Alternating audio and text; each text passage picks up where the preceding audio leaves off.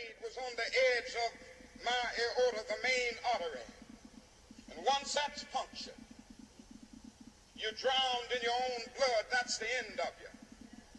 In the New York Times the next morning that if I had merely sneezed, I would have died.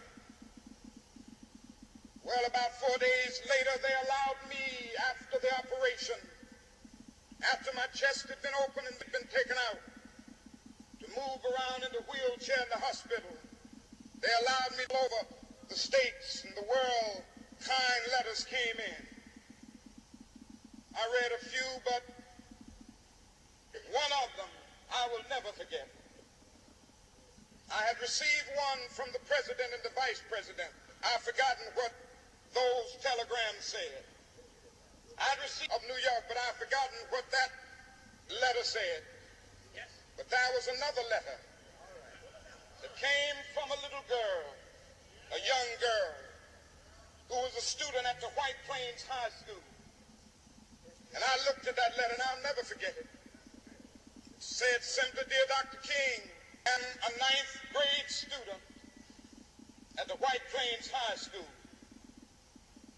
She said, while it should not matter, I would like to mention that I'm a white girl. I read in the paper of your misfortune and of your suffering. Sneeze, you would have died. I'm simply writing you to say that I'm so happy that you didn't sneeze. And I want to say tonight,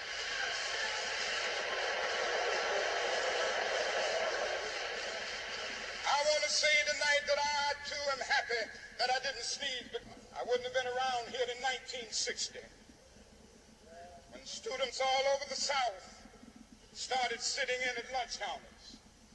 And I knew that as they were sitting in, they were really standing up for the best in the American dream, and taking the whole nation back to those great wells of democracy which were dug deep by the founding fathers in the Declaration of Independence and the Constitution.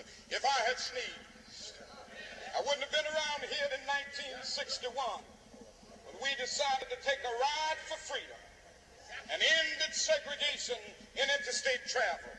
If I had sneezed, I wouldn't have been around here in 1962 when Negroes in Albany, Georgia decided to straighten their backs up.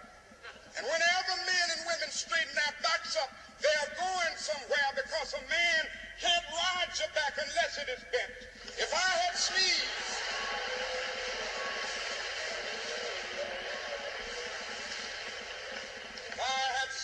I wouldn't have been here in 1963.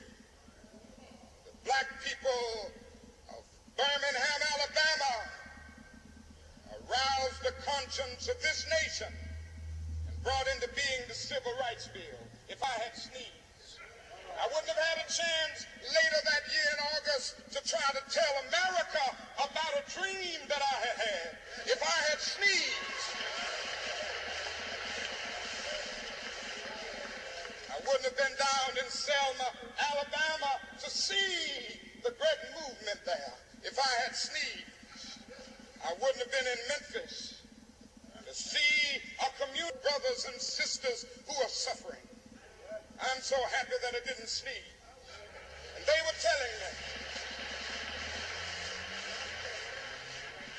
now it doesn't matter now.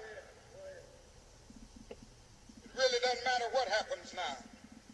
I left Atlanta this morning, and as we got started on the plane, there were 6 of us. The pilot said over the public address system, "We're sorry for the delay, but we have Dr. Martin Luther King on the plane, and to be sure that all of the bags were checked, and to be sure that nothing would be wrong on the plane, we had to check out everything. The plane protected and guarded all night. And then I got into Memphis, and some began to say the threats, or talk about the threats that were out, what would happen to me from some of our... we've got some difficult days ahead. But it really doesn't matter with me now, because I've been to the mountaintop. I don't mind.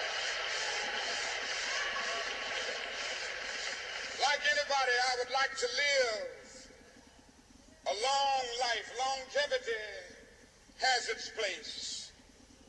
But I'm not concerned about that now. I just want to do God's will. And he's allowed me to go up to the mountain.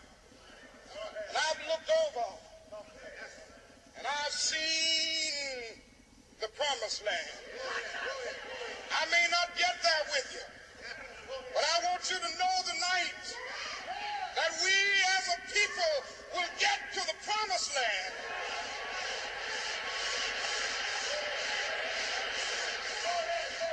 So I'm happy tonight. I'm not worried about anything. I'm not fearing any man. Mine eyes have seen